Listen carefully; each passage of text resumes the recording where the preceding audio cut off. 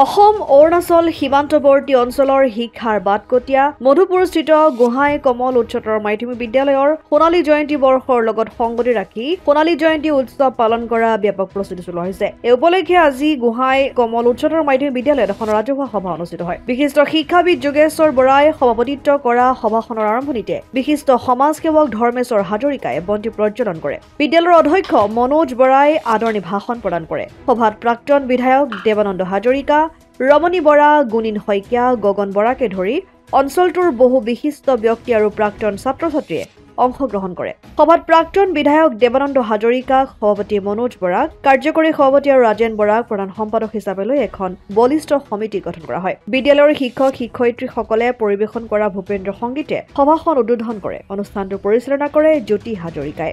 গোহাঁই কমল উচ্চতৰ মাধ্যমিক বিদ্যালয়ৰ সোণালী জয়ন্তী উপলক্ষে আজি ৰাজহুৱা সভা অনুষ্ঠিত কৰা হৈছিল।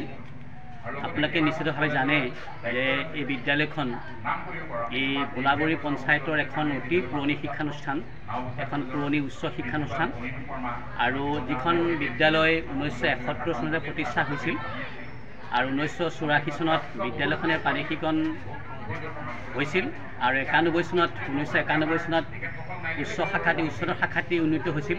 কিন্তু 1996 চনতে উচ্চতৰ শাখাটি পানীশীকৰণ হৈছে। গতিকে বয়সৰ ফালৰ পৰা, বিদ্যালয়খনৰ ইতিহাসৰ ফালৰ পৰা আমি চালে দেখিবলৈ পাম যে বিদ্যালয়খনে 2021 চনতে সোণালী জয়ন্তী বৰ্ষ অতিক্ৰম কৰিছিল। কিন্তু আমি বিভিন্ন কাৰণত, বিশেষকৈ সেই সময়ত হোৱা আমাৰ বিভিন্ন অৱস্থাৰ কাৰণে, প্ৰতিকূল অৱস্থাৰ কাৰণে আমি সময়ত নিশ্চিতভাৱে আঁতিব নোৱাৰিলোঁ। যদিও আজি আমি সেই সোণালী জয়ন্তী বৰ্ষ উদযাপন কৰাৰ উপলক্ষে আজি আমি সভাখন পাতিছোঁ, ৰাজহুৱা সভা পাতিছোঁ আৰু সেই ৰাজহুৱা সভালৈ আমি এই বিদ্যালয়ৰ পৰা বিভিন্ন সময়ত সুখ্যাতিৰে উত্তীৰ্ণ হোৱা বিদ্যালয়খনৰ শুভাকাংক্ষী ৰাইজ, প্ৰাক্তন ছাত্ৰ ছাত্ৰীসকলক আমি নিমন্ত্ৰণ কৰিছিলোঁ আৰু তেখেতসকল ইতিমধ্যে আহি আমাৰ মাজত উপস্থিত হৈছিল আৰু তেখেতসকলে যি পৰামৰ্শ আমাক আগবঢ়াইছে সেই পৰামৰ্শৰ বাবে আমি তেখেতসকলক আমি বিদ্যালয়ৰ পৰিয়ালৰ তৰফৰ পৰা আন্তৰিক শ্ৰদ্ধা জনাইছোঁ, কৃতজ্ঞতা জনাইছোঁ আৰু তেখেতসকলক আমি আদৰণি জনাইছোঁ। এটা মহৎ উদ্দেশ্য আগত ৰাখি আমি 2025 বৰ্ষৰ ভিতৰতে এই সোণালী জয়ন্তীৰ বৰ্ষৰ বিভিন্ন কাৰ্যসূচী আমি ৰূপায়ণ কৰাৰ ধৰণৰ এটা প্ৰয়াস কৰা হৈছে।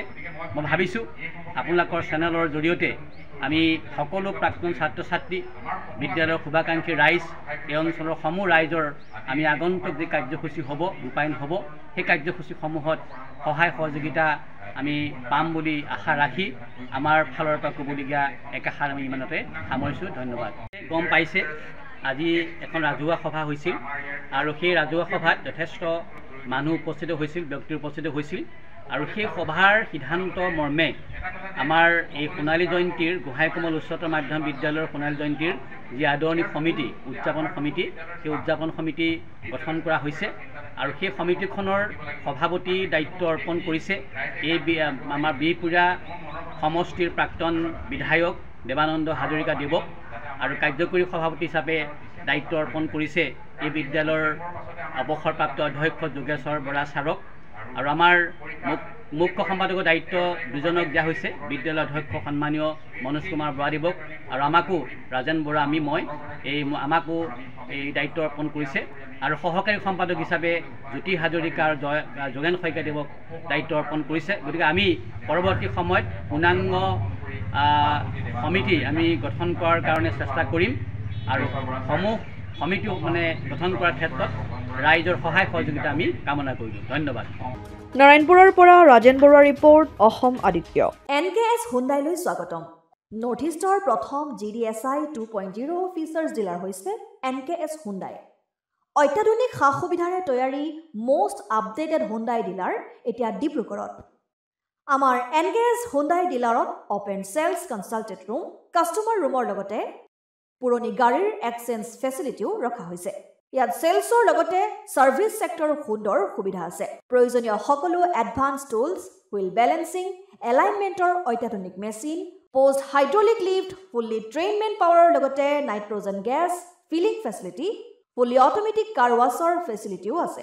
লগতে NKS হুণ্ডাই ডিলাৰে কাষ্টমাৰসকলৰ সুবিধাৰ্থে মোবাইল ছাৰ্ভিচ ভেনৰো ব্যৱস্থা ৰাখিছে, য'ত হাইড্ৰলিক লিফ্ট, ৱাছিং facility, wheel balancing, tyre pressure check কৰাৰ লগতে বহুখিনি সুবিধাই উপলব্ধ আছে।